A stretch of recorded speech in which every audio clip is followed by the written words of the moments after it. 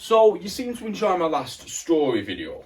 So I'm going to make another one. This one won't be quite as long because it's not as interesting. But I get asked sometimes, have you ever had any trouble while you've been travelling?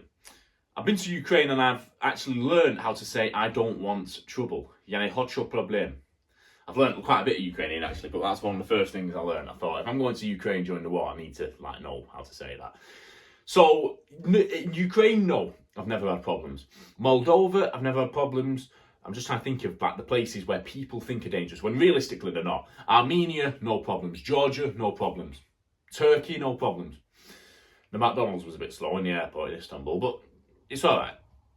So, but the only time the only country I've had quite a bit of aggro, and I say aggro because I don't really, I think anyone else would have been a bit I'm like 9, I was 19 when I was in Romania on my own. I think any other 19-year-old would have kind of lost their head a little bit when they were in Romania. I got scammed off a taxi driver for 70 quid. I then got started on in Bucharest train station by the woman who was I was trying to get a ticket off her and she's just kicking off. I don't know what she was saying. So I'm like, all right. So she kicked off. But for ages though as well. I was just saying, I just want a ticket to Brasov, please. Just a train ticket. And I had to get some guy to translate. She was kicking off, giving me my money back and stuff like that. So anyway, then it's not kick off, is it? It's just things. And I'll tell you another thing about Romania is I love it because it feels quite lawless, but it also feels safe.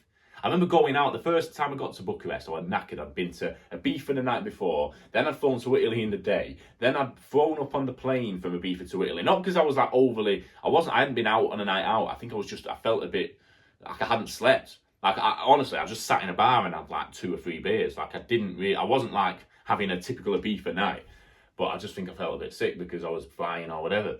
Then I was in Italy, so I haven't really slept. I've got to Bucharest.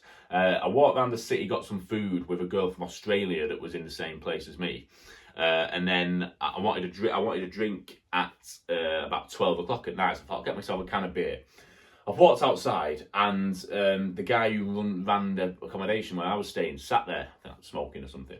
I said, mate, is there any shops? He went, no, they're all closed. I said, not all closed, because look at the city. No, not all closed. Just go there and down there and that. So I've walked down, it's 12 o'clock at night. There's a video actually where I'm I think I put it's 12 o'clock in Budapest, in Bucharest. I'm here, just whatever, walking around. But there's loads of people my age, gangs of them, groups of them, all that kind of stuff. But it feels safe. It doesn't feel like there's any laws. There's no lines on the road or anything, but it's just mint. Anyway, I'm not talking about that. I'm not talking about when I eventually did get the train ticket, put it online, went from Bucharest to Brasov. And I've arrived in Brasov, and I said this in the Hungary video.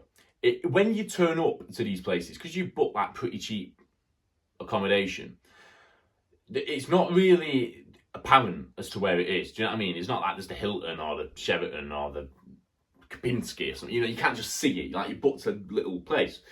So this place was actually quite cool. It was up a massive track, and then if anyone knows about Brasov, they've got Brasov sign in the hills. And it looks like the Hollywood sign, for example. So I was literally underneath that. It was there. It was up this mountain. I eventually climbed the mountain. It took me about an hour to do. But I'm there anyway in this place, and there's a lace sticking out of my cupboard. So I'm in Brasov trying to find this place, and like I said, it's hard to find these places. So I'm trying to look on Google Maps, and I've walked into a residential place, not flats, but apartment. When you're on holiday, there's apartments that go along. Anyway, I've heard this guy go 9. He clearly thought it was German. So I'm English, mate. And again, like the train station, he was kicking off. Anyway, so I'm like, all right, mate, proper coming up to me. Pretty clearly saying, a million people must just walk through his place trying to find the same place I was finding. So I'm like, mate, just calm down, Anyway, then his wife comes to the door. So I'm kicking off back. I'm look, I don't know where I am. Don't be, you know what I mean? Anyway, I've walked back out. I said, look, I'm going. Just chill out. It's fine. Walked out of this thing. Anyway, some other guy then starts following me through Brasov.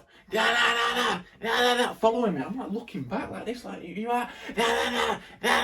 So anyway, I stopped. I went, look, mate, don't be kicking off. All right, there's no need to shout. All right, let's have a bit of calmness. So he's there.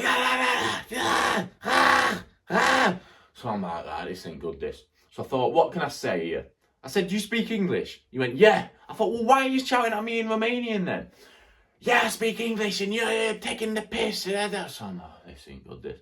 Anyway, I thought, there's never any point in going, you what, because that's what everyone does. And it's not, everyone does it, you know what I mean? So I thought, what can I say here? So I turned around and I said, and I'll always tell this story because people say, what's the time you've been kicked off at most when you were travelling and how did you deal with it? So this guy's kicking off and I turned around and I went, when you get caught, you will die, but they can't catch me because I can fly. And I know for a fact he thought I was a lunatic. Yeah, I know for a fact he thought I was a lunatic. And I think he just walked off after that, or he just kicked off a bit more and I just went to see him, mate, I'm going having a beer. Because I do that all the time. There's bars and like the beer's like £1. So you just sit there drinking beer, working on my phone. So yeah, thanks a lot. I appreciate it and I'll see you soon.